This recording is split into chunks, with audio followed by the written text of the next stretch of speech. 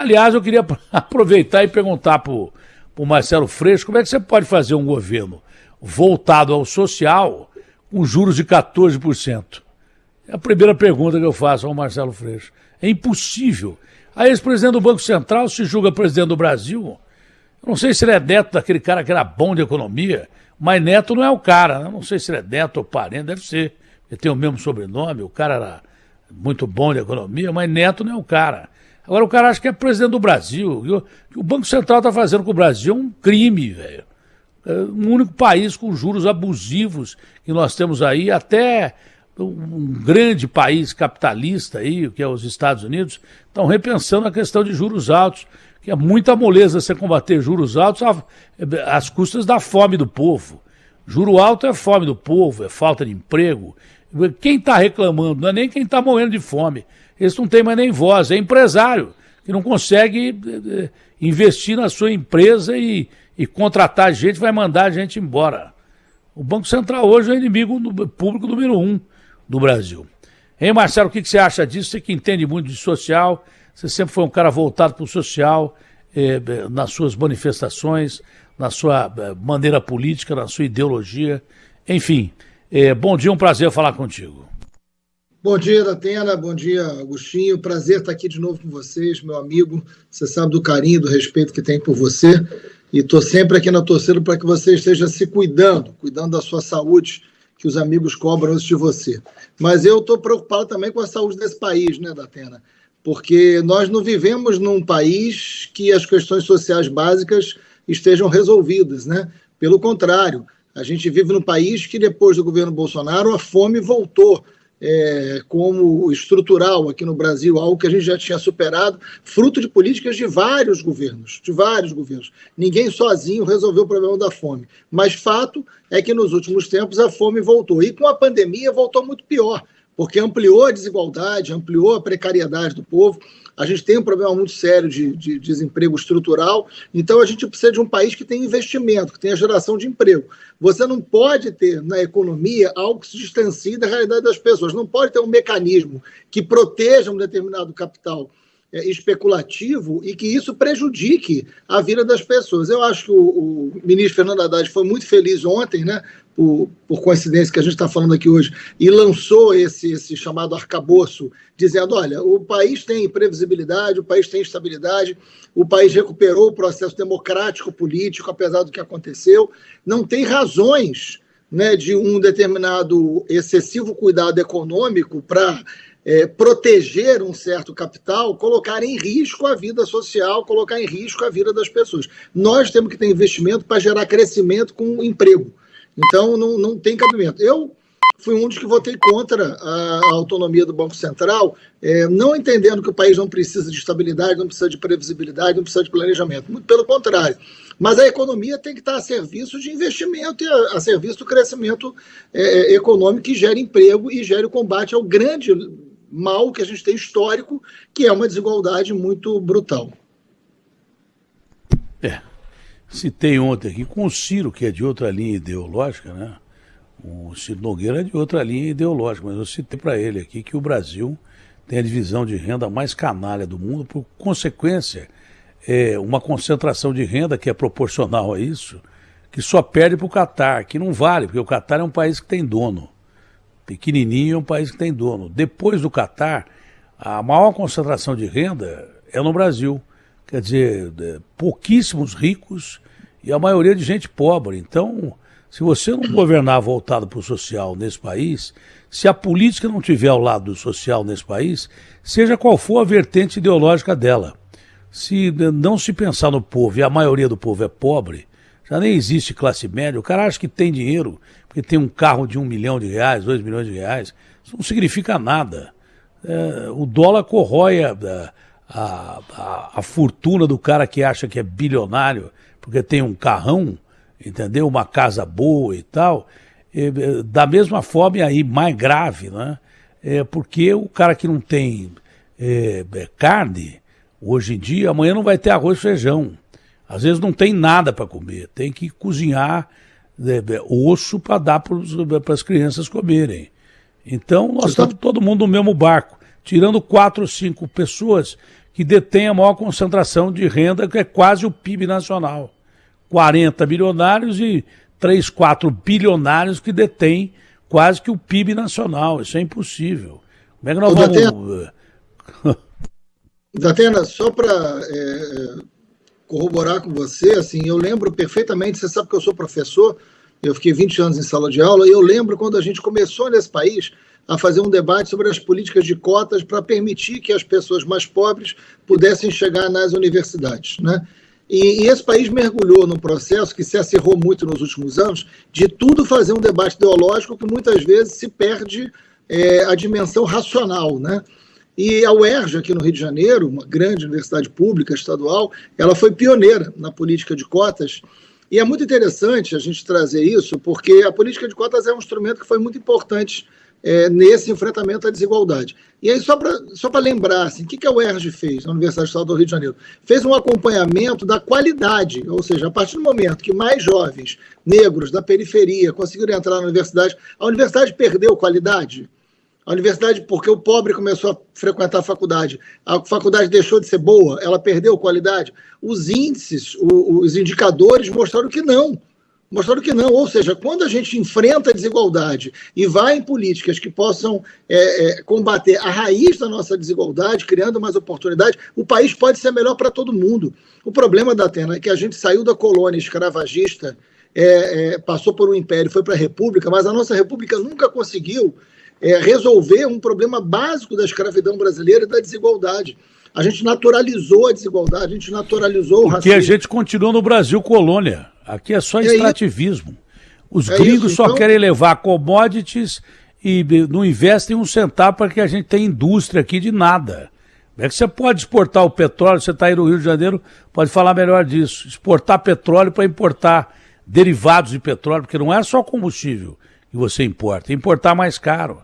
É que você não pode ter mais refinarias no Brasil, mais indústria voltada para derivados de petróleo. Como é que você continua ainda no Brasil colônia? Olha, a gente exalta o nosso agronegócio, a gente dá parabéns ao nosso agronegócio, mas a gente só vende soja, grãos e daí por diante não tem lugar para empregar o brasileiro aqui. Isso explica essa falta de industrialização, explica na realidade o cara morrer de fome no paraíso, é o terceiro maior produtor de alimentos do mundo, e tem gente morrendo de fome aqui pra caramba. O brasileiro mesmo não consegue comprar para comer. E os gringos querem que a gente fique assim, querem que a gente fique mergulhados aí desse Brasil colônia que nós estamos até hoje. Você sabe, Datena, eu tive agora, né? Você sabe que eu assumi a presidência da Embratur e eu tive numa feira internacional. Eu vou falar da Embratur, mas eu acho que você é muito grande para falar só da Embratur. Eu queria discutir problemas sociais antes. Da Embratur eu vou deixar para depois. Mas eu tive agora em Berlim, representando o Brasil numa feira internacional, que a maior feira do mundo acontece em Berlim, e conversei longamente com o nosso embaixador, né, o Jaguaribe, lá em Berlim. E nessa feira foi muito curiosa, porque o recado nosso da Embratur foi: olha, o Brasil voltou. O Brasil é o país da democracia, o Brasil é o país do investimento, do respeito à lei, do respeito climático, da responsabilidade ambiental. Isso na Alemanha tem um peso enorme, tanto é que a Alemanha, em 3 meses, nós tivemos a visita aqui do presidente, do chanceler e de vários ministros. A gente teve em 3 meses desse ano mais do que nos 4 últimos anos de representantes da Alemanha. Um país muito importante. Mas você sabe por que também, né? Você sabe por que também, né? Pois é, mas aí entra por quê? Debate. Porque a Alemanha vai ao encontro que nós estamos discutindo aqui. A Alemanha está num processo de desindustrialização. Ela quer produzir menos e comprar mais. Só que grande parte da Europa, isso puxado pela França, com aquele Macron aborrecido, que fica exigindo políticas ambientais do Brasil que são impossíveis de serem cumpridas. O acordo de 2017 não vai para o papel nunca. Estão exigindo coisas de proteção ambientalista no Brasil, que o Brasil já é o país que mais preserva no mundo. Desmata pra caramba, mais do que devia. Tem garimpeiro ilegal? Tem pra caramba. Isso aí tudo tem que ser combatido. Eu sou ambientalista, vou repetir. O que é nosso é nosso. A Amazônia é nossa. A Amazônia não é dos gringos. Eles que paguem o que tem que pagar porque para preservar é caro e o Brasil não tem dinheiro. A Amazônia não pode ficar mergulhada do jeito que está, sem estradas, sem ocupação, sem talvez desenvolvimento sustentável com indústria farmacêutica ali dentro, porque tem uma biodiversidade enorme, sem falar na exploração legal do subsolo. Você entendeu? Eu não quero destruir a Amazônia. Eu quero que a Amazônia seja preservada para meu neto, meus bisnetos, para nós brasileiros, e que o mundo usufrua da Amazônia, mas pague por isso também, porque eles não têm mais floresta em lugar nenhum. Índio, eles mataram todos. A gente não quer fazer a mesma coisa com esse holocausto que fizeram com os Yanomamis. Mas isso tudo tem custo, e eles querem que a gente permaneça ainda no colonialismo, que a gente não cresça nunca. E o Brasil tem que crescer com um desenvolvimento sustentável, senão o nosso povo vai continuar morrendo de fome. Quer dizer, a Alemanha quer comprar, mas se a gente não puder produzir e não tiver indústria aqui para empregar as pessoas, a gente também não vai crescer nunca. É muito importante, Datena, o que você está dizendo, porque foi exatamente essa conversa que a gente teve lá, e de muito alto nível, respeitoso, porque o grande debate ambiental que nós temos hoje que travar é o debate da fonte de energia, né? O debate ambiental é um debate de conservação, é um debate de qualidade de vida, é um debate para salvar o planeta, evidente, né? Está aí o debate climático, mas ele é um debate que um dos pontos mais centrais é o da produção de energia, né? Você falava do petróleo, a gente está falando de respeito climático, desenvolvimento sustentável, geração de emprego, porque o grande debate hoje é a produção de energia. Como é que o mundo vai se tornar sustentável, vai gerar emprego? Como é que o mundo vai ser um mundo que se preserva, mas que gera a possibilidade da vida, né, humana aqui dentro com menos desigualdade? Passa pelo debate da produção de energia. O que não se pode é se submeter hoje ou ter um entendimento de um debate ambiental onde caiba ao Brasil a preservação e não o seu desenvolvimento. Não, o Brasil cabe pela riqueza natural que tem, a preservação, a conservação, por isso que o turismo é tão importante, porque é uma atividade econômica compatível com isso, mas além disso, cabe a gente, nós somos o país mais capaz de produzir a chamada energia limpa, muito mais do que qualquer outro. Então nós temos que produzir essa energia, nós temos que gerar desenvolvimento, nós temos que gerar emprego e não só ter o papel da preservação. Nós temos o papel da preservação, que é do mundo inteiro, mas nós temos possibilidade de produção de energia como nenhum outro tem. Então nós podemos não ser apenas um lugar em que se protege uma floresta, mas também que gera desenvolvimento e que se torna um país central para esse novo modelo do mundo. E os europeus deviam estar cientes disso, porque eles viram com a guerra da Ucrânia, estão queimando carvão de novo, que o Putin cortou o gás dos caras. Uma lareira dessas pequenininhas, que custava $50, $100, na Alemanha está custando $1.000. Os caras estão queimando carvão para produzir energia em larga e pequenas escalas. A Europa inteira está queimando carvão, que é altamente poluente. Mas por causa da guerra eles têm que queimar. E para isso o Brasil tinha que ser favorecido e não sufocado, como está sendo sufocado com essas medidas ambientais que vão para lá do exagero. Nós temos que preservar, temos que preservar muito, claro que temos que preservar, mas o possível, o impossível não dá. Querem que a gente preserve uma área maior do que a Argentina, do que já tem preservado de parques ambientais. E eles não moveram um dedo quando tinha índio morrendo por falta de oxigênio. Depois nós descobrimos que tinha índio morrendo de fome também, naquele holocausto Yanomami.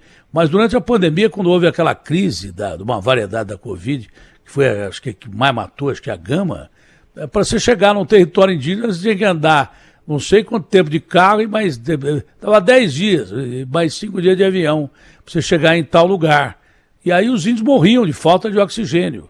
E não teve um gringo que ofereceu oxigênio. Deve ter tido um ou outro. A França não ofereceu, porque quer brigar com o Brasil por causa de produção de grãos.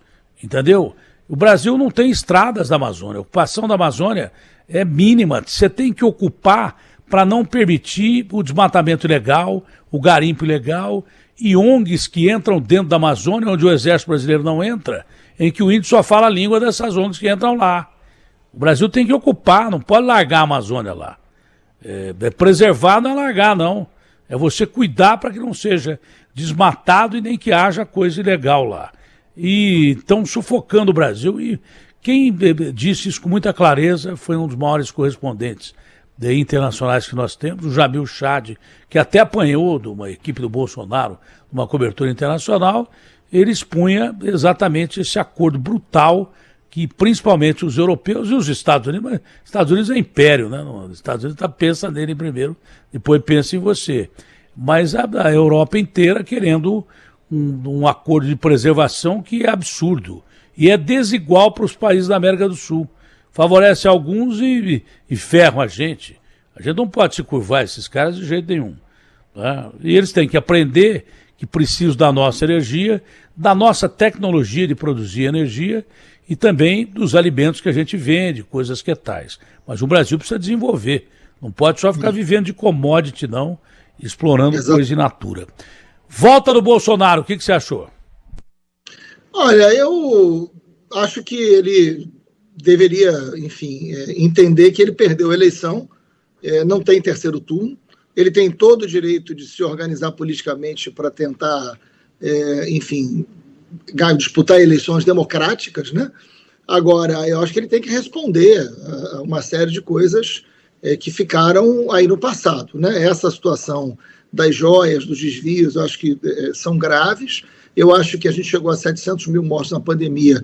Eu acho que essas responsabilidades precisam ser apuradas. Eu acho que tem uma série de coisas para ele responder.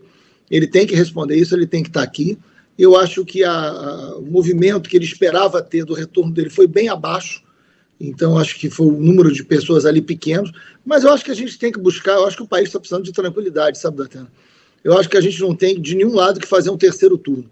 Acho que Lula ganhou a eleição, a gente tem muita coisa para fazer, tem muita entrega para fazer, os desafios são enormes. Eu acho que todo governo precisa de oposição, que tenha oposição, que se organize na oposição, que tente ser construtiva, né? E é assim a democracia. A democracia ela é imperfeita, ela é feita de disputas, agora não há terceiro turno. Há um resultado de eleição que tem que ser respeitado e tem 4 anos do governo. Daqui a 2 anos tem eleição municipal, os partidos vão se organizar, vão disputar a eleição de prefeito, de vereador.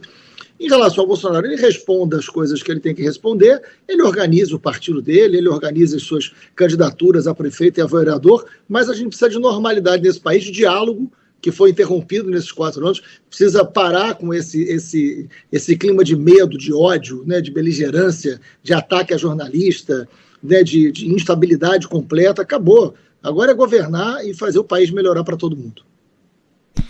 O Bolsonaro é inegavelmente o principal líder da direita, não tem outro. Podem tentar falar da Michele, do Eduardo, não adianta porque ele é o maior líder da direita. Ele é inteligente, nenhum cara burro chega à presidência da República, nenhum idiota chega à presidência da República.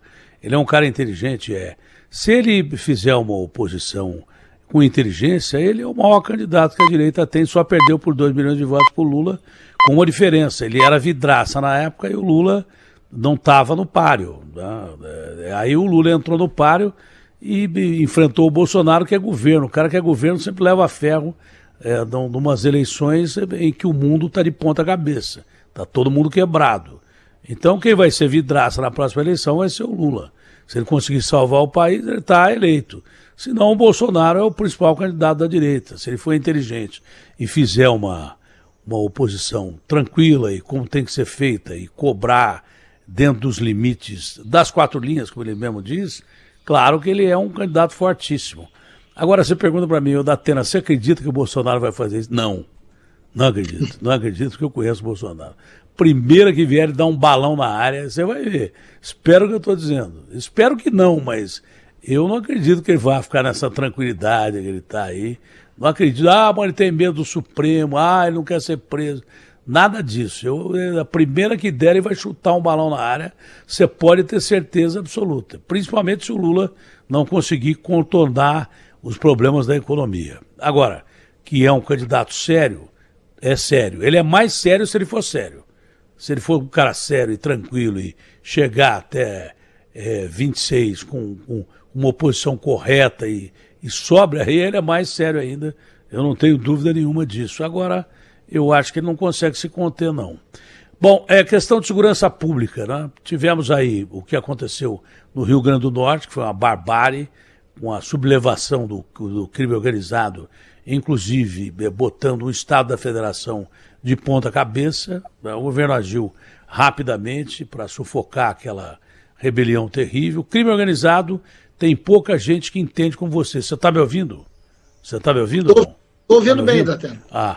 Então, crime organizado tem pouca gente que entende como você entende, né? Eu acho que o Moro, ele, é claro, é um cara que, representante do Congresso Nacional, foi ameaçado com um plano já, foi nem uma ameaça, tinha um plano em ação para matá-lo em Curitiba.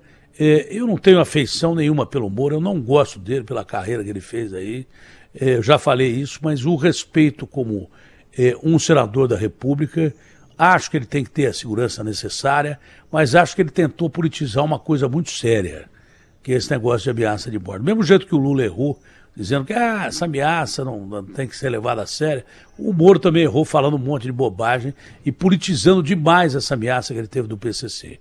Acho que está errado ele politizar isso aí, mesmo porque parece que ele foi o único ameaçado. Tem lista do PCC que eu estou no meio.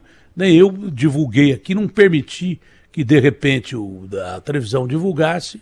Ninguém me ofereceu segurança nenhuma porque eu não pedi, nem a emissora que eu trabalho porque eu também não pedi, nem polícia, nem ninguém. Ele tem lá segurança toda hora, com 700 caras. Eu não tenho segurança e não vou ter de segurança nenhuma. E eu já disse, eu falei um palavrão a primeira vez, eu não estou nem aí com esse tipo de ameaça e acho que ele fez muito mal em politizar essas ameaças, que só dá valor ao crime organizado. Se o cara tiver que te matar, ele vai te matar, você não tem a dúvida. Pronto, acabou. Agora, aquilo foi muito ruim para o país. E até que ponto isso é ruim para o país e que afeta a segurança pública, o Freixo? Datena, eu estou te ouvindo, eu estou vendo que a minha imagem de vez em quando está congelando, eu não sei se a voz também vai ficar falha aqui, tomara que não. Mas não, a voz está boa, que a gente congela mesmo de vez em quando aqui, problema do horário. Mas olha, Datena, você sabe que eu 30 anos da minha vida dedicado a esse tema, eu acho que a gente tem um grande problema no país, que não é fácil resolver, que está dentro do sistema prisional. O sistema prisional, ele sempre foi, ao longo da vida da República, negligenciado.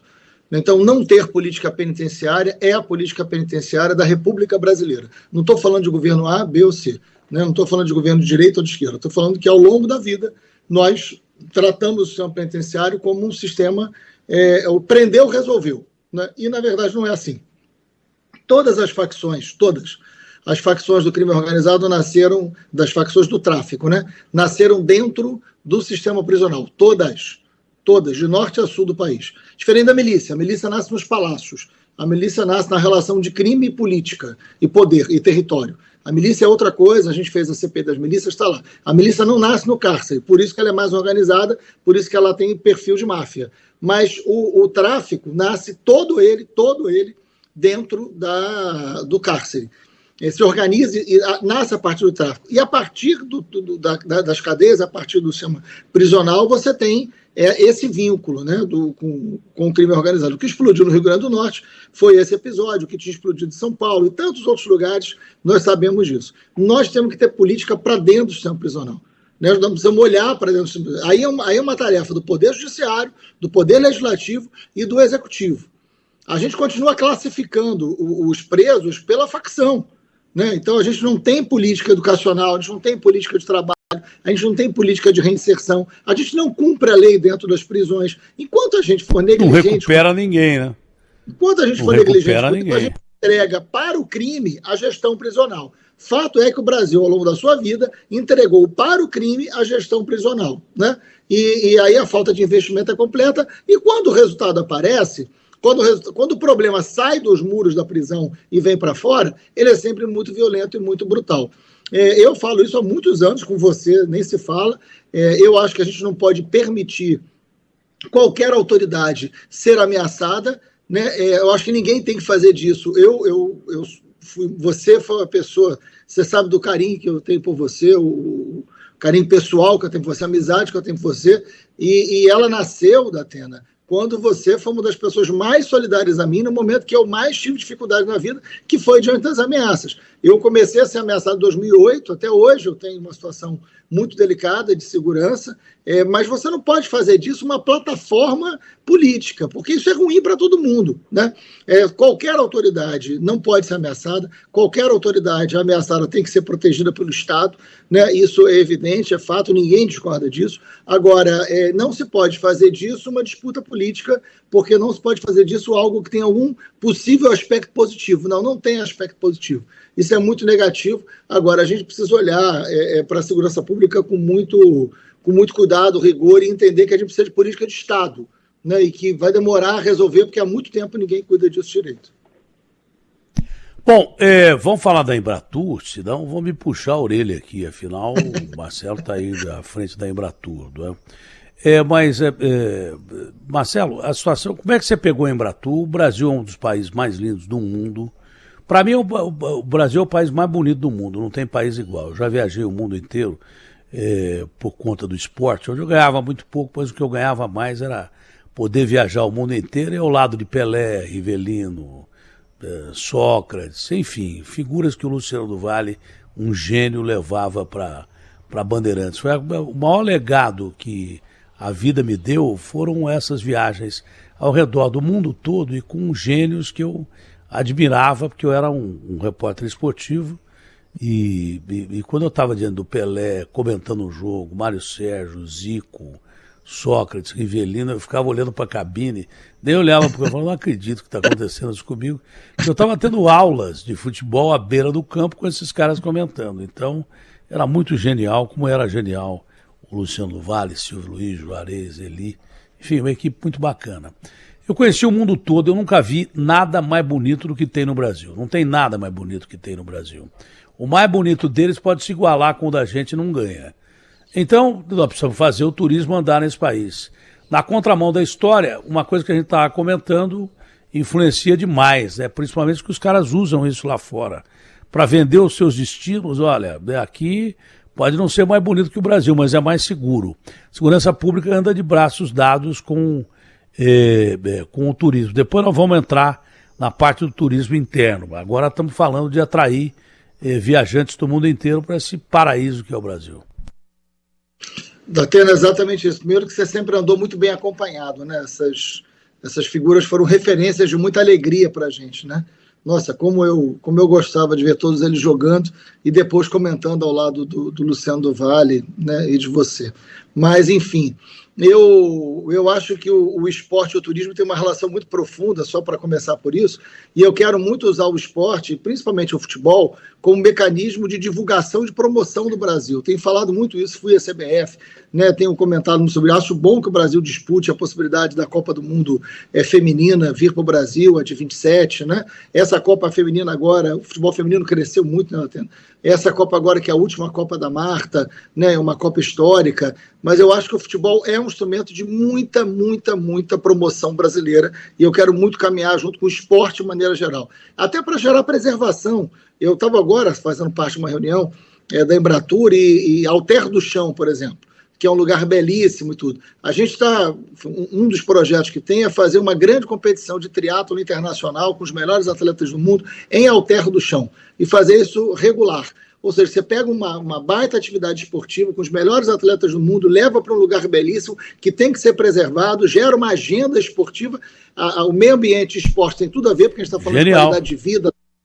Né? Então, a gente, assim, são muitas ideias que a gente está tendo. Eu estou muito feliz aquele Embratur, porque é lugar de entrega, agenda positiva. E o Brasil, você tem toda a razão, Datena. O Brasil é muito difícil ter outro lugar do mundo. Eu não estou sendo fanista, nem você, mas é muito difícil ter outro lugar do mundo que tenha tanto destino bonito, poderoso como o Brasil tem. Você quer serra, você tem. Você quer sol e praia, você tem. Você quer gastronomia, você tem uma diversidade de gastronomia no Brasil. Você quer ir para Gramado, é uma coisa. Você quer ir para Bonito, você quer ir para Pantanal, você quer ir para o Cerrado, você tem diversos biomas diferentes, você tem Amazônia, você tem turismo de negócio. É impressionante a riqueza, a diversidade que o Brasil tem. O que a gente tem que fazer, Datena, é transformar isso em produto, é entender que turismo é emprego. A cada R$1 que se investe, isso é um estudo da Fundação Getúlio Vargas, a cada R$1 que se investe na promoção do turismo, são R$20 que entram na economia local. É 1 para 20, Tatena. É uma das grandes atividades econômicas do mundo. É porque quando a gente fala de turismo, a tendência a gente é pensar nas férias, né, pensar enfim, no lazer, no descanso. O turismo não é isso. O turismo é geração de emprego, é renda. O turismo vai do grande hotel, da pensão, ao motorista de Uber, do táxi, ao vendedor de cachorro-quente, ao dono do restaurante. Você tem uma cadeia enorme no turismo. A gente tem que qualificar a mão de obra, transformar os lugares em lugares mais aptos a receberem as pessoas, a promover o Brasil e a investir nisso. Pode ser uma grande atividade econômica do século XXI, geradora de emprego. Hoje, sem nenhuma política mais profunda de turismo, é 8% do PIB da Atena. 8% do PIB. Você imagina se a gente investisse, preparasse melhor os destinos, promovesse melhor, o turismo poderia gerar ao Brasil, com toda a riqueza que tem, muito mais do que hoje. É isso que a gente está bolando.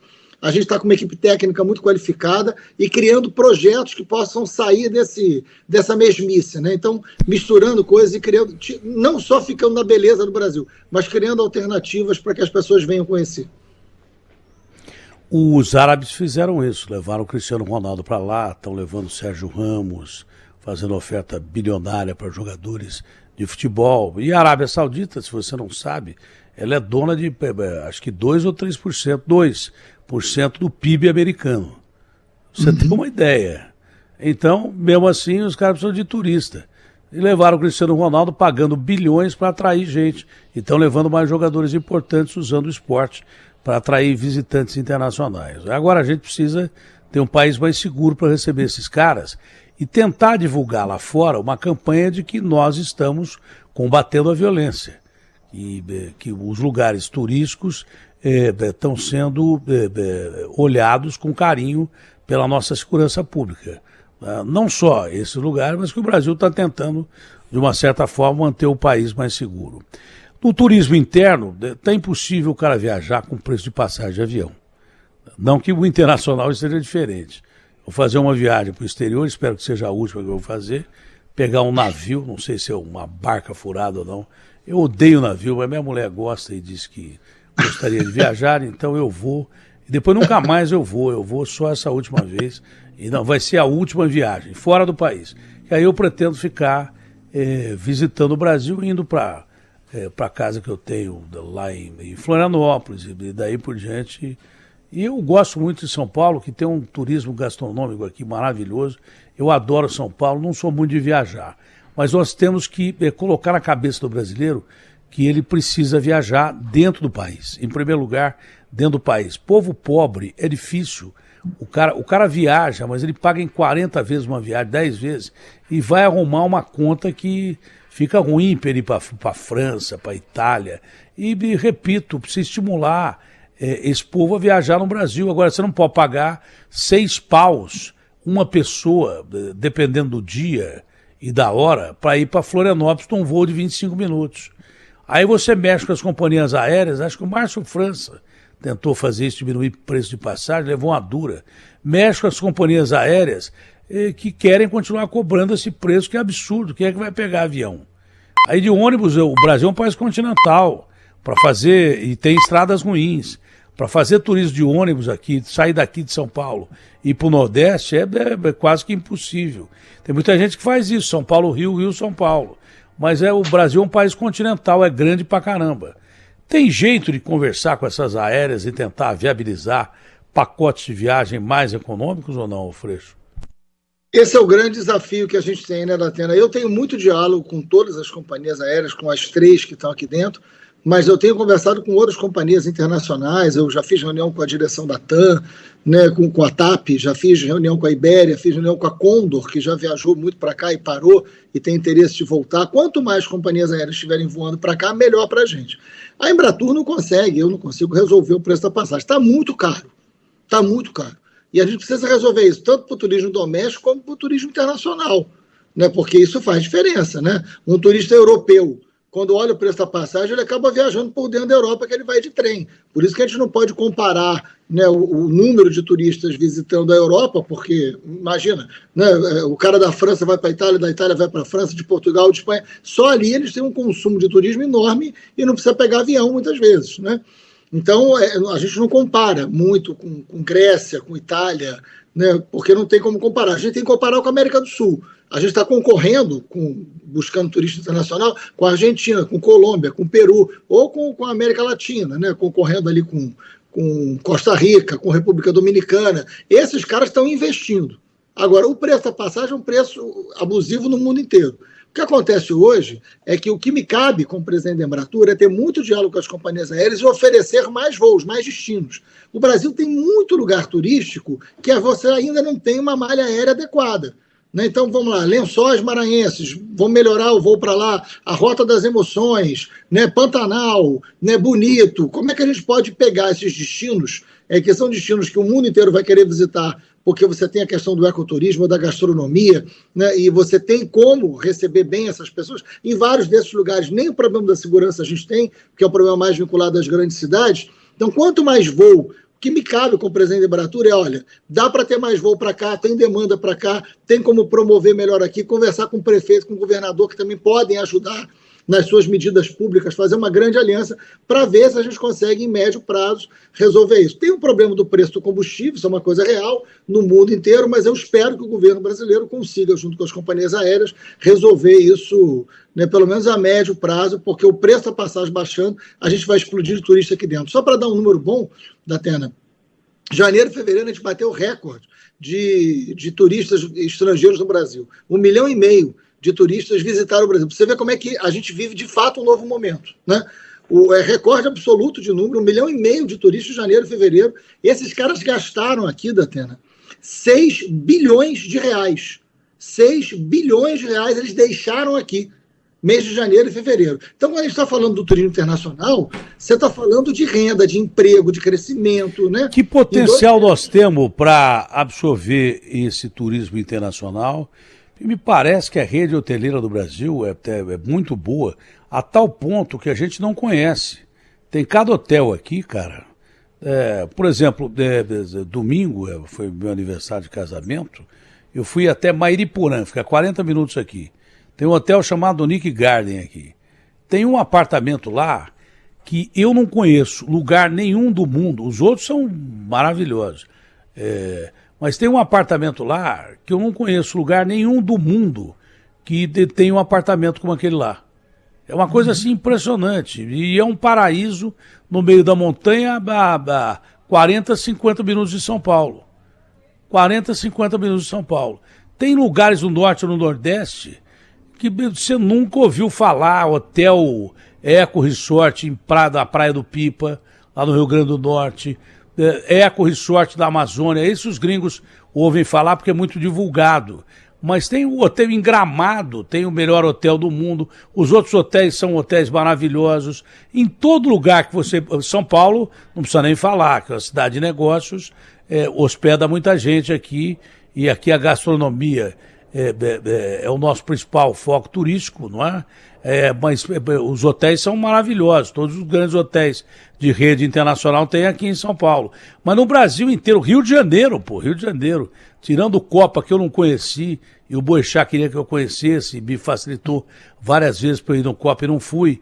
Mas tem cada baita hotel no Rio que você nunca ouviu falar, tirando os grandões, os Fazanos, esses hotéis de rede internacional, Softel. Tem cada hotel no Rio de Janeiro, hotel boutique, hotel para todos os tipos de gostos e pensões, até em favela, que recebem muito bem e você tem vistas magníficas. Isto é divulgado. Tem um canal que mostra só hotéis. Eu fico assistindo, não é possível que isso aí tenha no Brasil, pô. Isso aqui, o cara tá de sacanagem, não é possível que isso tenha dentro do Brasil. Eu acho que a Embratur devia divulgar mais a nossa rede hoteleira. Porque o cara, quando ele vem para cá, ou gastando muito ou gastando pouco, ele quer ser bem atendido. E nós temos um grande fator que não tem xenofobia aqui.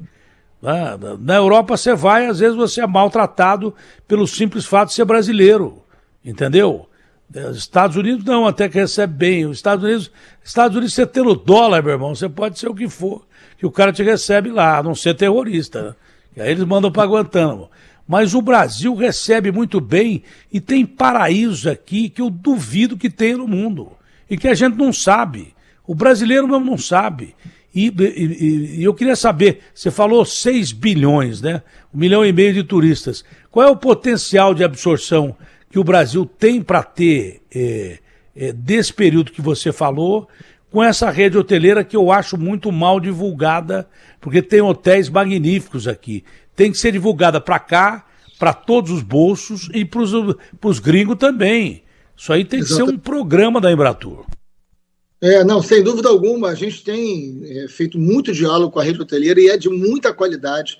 Né? Você tem hotéis do Brasil inteiro. Você tem hoje no Pantanal, viu? Tendo hotéis de muita qualidade, com capacidade de receber bonito turistas, e companhia limitada, você está brincando. O que a gente precisa, a gente tem uma rede hoteleira que melhorou muito nos últimos anos, foi feito muito investimento, uma rede hoteleira que sofreu muito no período da pandemia, porque a atividade do turismo na pandemia foi uma das mais atingidas, né? O setor de eventos, o setor de hospedagem, a gente imagina, né, durante a pandemia ficou praticamente paralisado, que se recupera agora. Então a gente tem que olhar para o turismo com investimento, a gente tem que investir na promoção. Investir na promoção significa facilitar a vida do turista internacional para que ele venha para cá. Promover o Brasil não é só dizer que nós temos destinos bons, não é só dizer, olha, venha para o Rio de Janeiro, venha para São Paulo, venha para a Amazônia, venha para o Rio Grande do Sul, ou venha para Florianópolis. Não, a questão é a seguinte, olha, nós vamos divulgar, nós temos esse lugar aqui e tem como vir. Você tem essa passagem aqui, você tem esses hotéis aqui, você tem essa gastronomia, você tem essa agenda, você tem as agências de viagem. Então, são muitos os operadores, né, da promoção no turismo que a gente tem que trabalhar em aliança, tem que trabalhar no grande diálogo. O Eduardo Sanovic, que dirigiu a Embratur, que hoje está na ABA, que é um grande amigo, ele usa sempre essa expressão que eu acho que é muito boa, que a gente, quando você fala do turismo, você está falando da pessoa vir comer, vir dormir, vir comprar e vir aprender, né? A gente tem cultura, a gente tem a rede hoteleira, a gente tem a possibilidade dessa hospedagem e a gente tem uma gastronomia que é incrível, é incrível. Nós temos destinos muito fortes, assim, ninguém tem a natureza que a gente tem, mas a gente tem outros elementos que a gente precisa casar enquanto transformada, tendo o que é oferta em produto. A gente tem que transformar a oferta em produto. E eu não tenho dúvida que o mundo inteiro vai... Os números de janeiro e fevereiro mostram que esse mundo quer vir para o Brasil, quer conhecer o Brasil, e a gente tem que facilitar isso. Olha, durante um bom tempo nós fizemos, eu, Maurício Stout, uma equipe reduzida, a Miloca, que já morreu, a gente saía de São Paulo da sexta e voltava segunda com 4 programas. Eu trabalhava muito rápido, né? Eu tinha um programa chamado Coração do Brasil, que tem 40 programas no acervo aí. Muita gente lembra, mas muita gente nunca viu. Era um programa excepcional, a gente falava do turismo no Brasil inteirinho, era um programa maravilhoso. Se você quiser ir à Band autorizar, eu posso gravar mesmo que a distância, para a Embratur, de graça, sem cobrar um tostão, alguns destinos do Brasil aí. Se você quiser ir à Band autorizar, faço isso de graça, não cobro um tostão para divulgar o turismo interno, principalmente. Tá entendendo? Não, se você precisar. Eu fiz 40 programas que eram, e alguns deles fantásticos, alguns deles maravilhosos, que eu cheguei em lugares paradisíacos e encontrei gente, porque não basta o lugar ser bonito, tem gente que quer te atender bem, tem gente carinhosa, não é como lá fora que você é maltratado às vezes, tem gente muito bacana no Brasil, tem gente fantástica, gente que eu estou dizendo, desde o dono do hotel até os empregados que são fantásticos, passam a ser seus amigos, vale a pena você viajar pelo Brasil. Eu aconselho você. Se você quiser, eu posso gravar para você aí, se a Band deixar. Eu quero muito. Você sabe que outro dia, a gente, quando viaja, por exemplo, você viaja para Portugal, você tem aquela televisão ali no avião, né? Que você vai ver ali as opções para você assistir. Tem vários programas que vão divulgando Portugal, por exemplo. Vários programas de apresentadores que vão na cidade tal, e aquilo ali está naquela televisão. A gente tem que ter a mesma coisa. A gente tem que ter os programas divulgando a gastronomia, a rede hoteleira, o local, o que se faz, a nossa cultura. A cultura brasileira é muito forte, as pessoas querem vir para cá para consumir cultura. Né? É o que a gente Sabe o que você podia fazer? Sabe o que você podia fazer? Você pegar cada pessoa no estado para divulgar as belezas do estado dele e colocar isso dentro dos aviões, né? Aqui em São Paulo eu faço para você e não cobro um tostão, 0. Entendeu? para ser divulgado isso onde você quiser. O que você quiser do amigo aqui, que a Band disponibilizar, eu estarei plenamente à disposição, sem cobrar um tostão, que eu acho que a gente precisa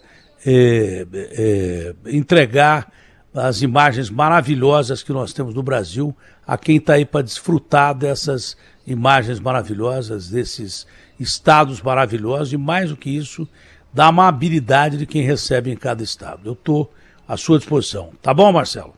Obrigado, amigo. Muito obrigado. Como sempre. Um abraço grande e ótimo dia para você.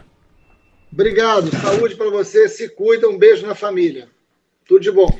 Beijo grande, Marcelo. Bom, Agostinho.